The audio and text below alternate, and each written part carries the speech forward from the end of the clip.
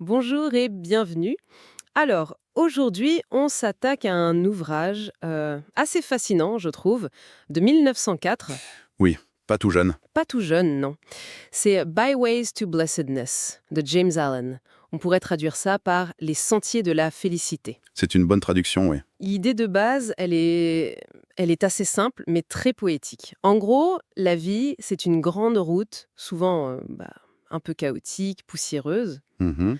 Et lui nous dit qu'il existe des chemins de traverse, des sentiers plus tranquilles qui mènent à la sérénité. Il a cherché la cause de la souffrance, partout en fait. Oui, et il a fini par la trouver en lui-même. Ce qui est assez radical. Mais la bonne nouvelle, c'est que le remède s'y trouvait aussi. La fameuse loi de l'amour. Exactement. Et il nous donne une image magnifique pour nous guider dès le début. Ah oui, les maisons de repos birmanes. C'est ça. Le livre contient même une petite esquisse. Un chemin de terre. Quelques palmiers. Et cette construction en bois sur pilotis? Voilà. Des abris publics en fait, pour que les voyageurs puissent faire une pause. Se protéger du soleil, de la poussière. Et pour Allen, c'est la métaphore parfaite de son livre. Chaque chapitre est une de ces maisons de repos, un endroit où on peut s'écarter de comment il dit, la presse passionnée de la vie. J'adore cette image. C'est une invitation à faire une pause, pas un guide de productivité. Pas du tout. On va donc essayer de suivre ces fameux sentiers ensemble. On va parler du pouvoir des débuts, de l'importance des petites choses. De la vraie force et de comment on traverse les galères. Commençons par le début du chemin, là où tout se joue en fait, les fondations. Allen commence avec une idée qui semble évidente, mais qui est fondamentale. Les bons commencements. Il nous rappelle que le fleuve majestueux, il n'était qu'un petit ruisseau à sa source. Et le chêne géant, un simple gland. C'est ça. Il cite même le poète Longfellow. Nous n'avons pas d'ailes, nous ne pouvons nous élever, mais nous avons des pieds pour escalader et grimper. C'est un appel à l'humilité, en fait. À la patience. Totalement. Mais ce qui est fascinant, c'est que derrière cette idée de bon commencement, il y a un principe encore plus profond chez lui. La primauté de la pensée. Exactement. Pour lui, tout, absolument tout, commence par une pensée. C'est une graine. Une graine qui germe en action. Puis l'action répétée devient une habitude. Les habitudes forment le caractère. Et le caractère détermine la destinée. C'est une chaîne de causalité implacable. Donc, si je suis sa logique, une pensée de colère, même une toute petite pensée, c'est une graine qui, si on la laisse pousser, Finira par produire un fruit amer dans notre vie. C'est mathématique pour lui. et inversement pour une pensée d'amour, j'imagine. C'est précisément ça. Il oppose les pensées de haine, qui mènent à la douleur, et les pensées d'amour, qui mènent au bonheur. Ce n'est pas de la morale, pour lui, c'est une loi, comme la gravité. Et ça, il l'applique de manière très concrète. Par exemple, au début de la journée. Oui, le fameux conseil de se lever tôt. Voilà. Mais ça peut sonner un peu comme les conseils de développement personnel qu'on voit partout aujourd'hui. Qu'est-ce qui est différent chez lui finalement? C'est l'intention. L'intention change tout. Aujourd'hui, on nous dit de se lever tôt pour être plus productif, pour optimiser. Pour gagner sur les autres. C'est ça. Pour Allen, le but est purement intérieur. C'est une petite victoire sur soi-même, sur l'indolence, Un acte pour cultiver la clarté d'esprit. avant même que le monde ne vienne nous solliciter. Le but n'est pas de faire plus, mais d'être plus. Et ça nous amène directement à son idée sur les petites tâches. La transition est parfaite, oui. Une fois qu'on est levé, la journée est faite de ces petites choses. Et là, sa philosophie devient, je trouve, radicalement à contre-courant de notre époque. Totalement. Il affirme que la grandeur s'atteint par une attention scrupuleuse aux tâches les plus banales. C'est une attaque frontale à toute la culture du life hack, de la recherche de l'exploit. On veut la méthode miracle, l'application qui va tout changer. Et lui, il y a plus d'un siècle, il nous dit que c'est une illusion. La vraie concentration ne s'acquiert pas avec des techniques artificielles. Mais en lavant sa vaisselle avec une attention parfaite. Voilà. Il cite Goethe qui le dit magnifiquement, comme l'étoile qui brille au loin, sans hâte et sans repos, que chacun accomplisse avec une constance tranquille la tâche qui régit sa journée. Il va même jusqu'à rejeter les exercices de respiration ou de posture. C'est audacieux. Très. Pour lui, la maîtrise de soi acquise en restant calme face à un enfant qui pleure est bien supérieure à des accomplissements psychologiques sur un tapis de yoga. Le vrai terrain d'entraînement, c'est la vie de tous les jours. C'est ça, dans toute sa banalité. La force se forge dans le quotidien. D'accord. Donc la force se construit dans le quotidien. Mais ce quotidien, il n'est pas toujours simple. Comment est-ce qu'on fait quand on fait face à un vrai coup dur, un obstacle qui semble insurmontable? C'est la question clé.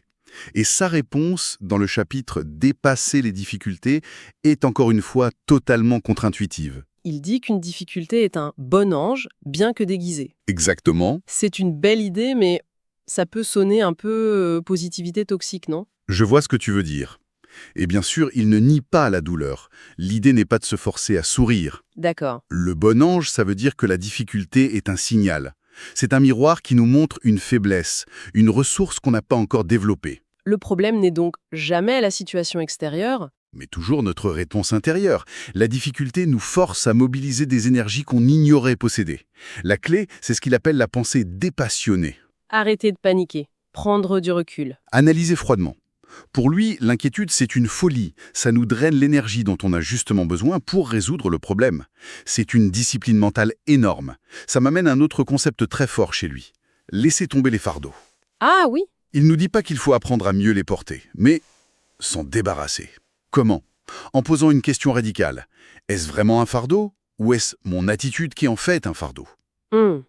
Il explique que ce sentiment d'être écrasé vient presque toujours du désir de ne pas faire une tâche nécessaire. C'est la résistance intérieure qui crée le poids.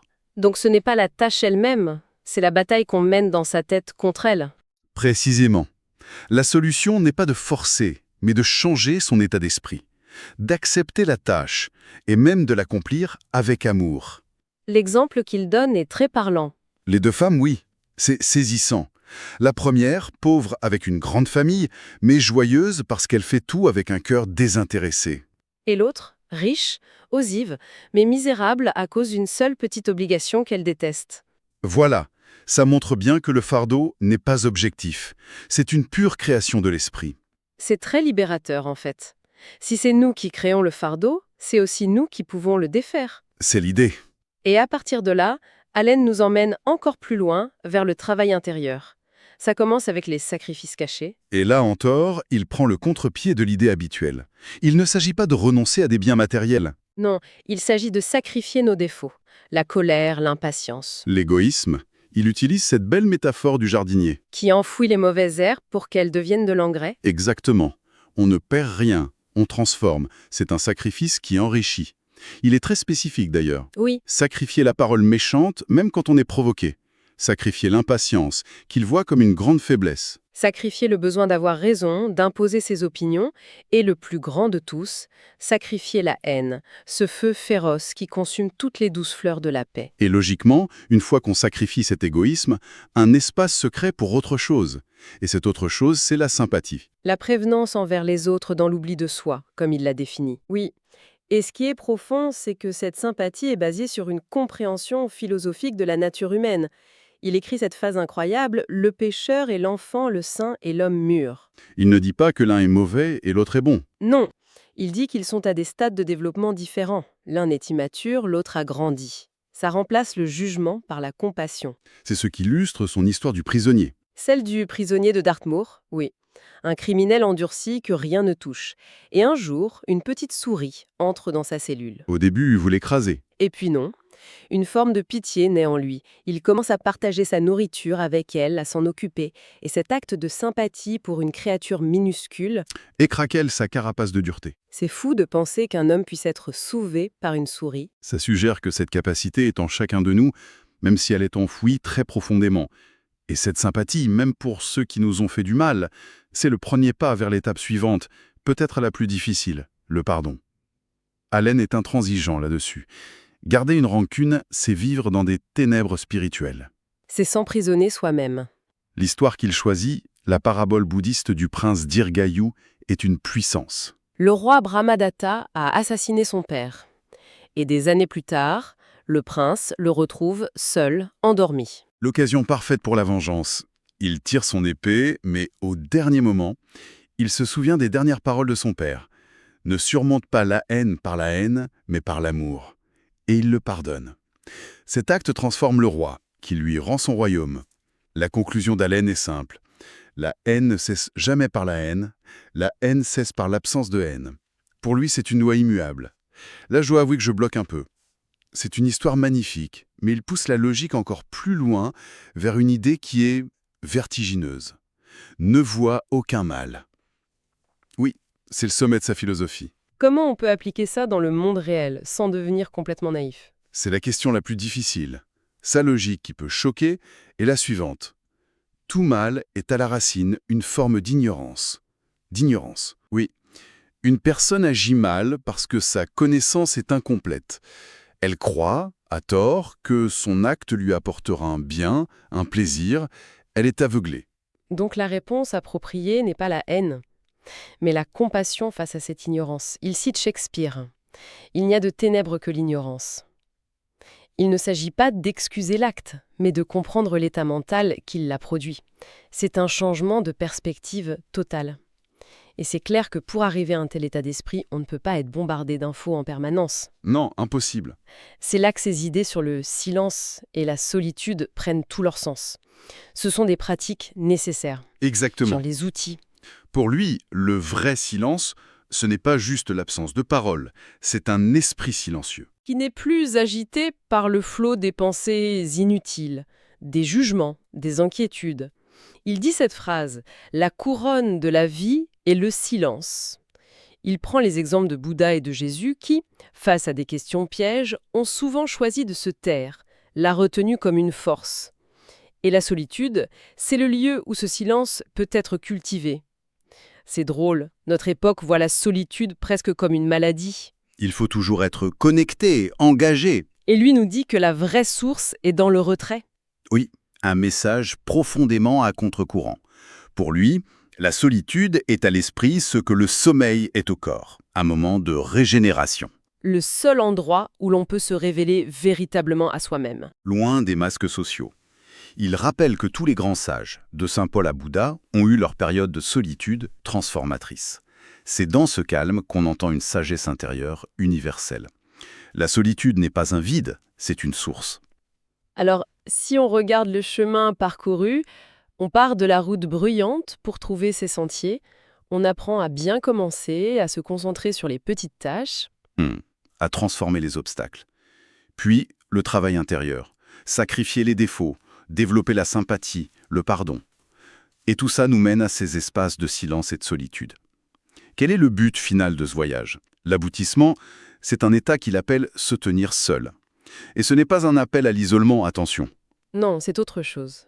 C'est la capacité à trouver son équilibre, non pas dans l'approbation des autres ou le succès matériel, mais en s'appuyant sur un centre intérieur de paix qui est devenu immuable. Une force tranquille qui ne dépend plus de rien d'extérieur. Et c'est cette force qui mène aux seules fins heureuses qui comptent vraiment, des fins spirituelles éternelles. C'est un programme de toute une vie. Allen a écrit tout ça en 1904, la presse passionnée et la poussière de la déception qu'il décrivait. Se sont intensifiés d'une manière qu'ils n'auraient jamais pu imaginer. Avec nos smartphones, nos notifications, le bruit constant. Ça nous laisse avec une pensée pour la route. Si ces sentiers étaient déjà essentiels pour trouver la paix à l'époque, que signifie aujourd'hui construire consciemment ces maisons de repos dans nos vies? Quels petits sentiers, qui semblent peut-être insignifiants pour l'instant, pourrait-on commencer à explorer dès maintenant pour s'éloigner un peu de la poussière de la route?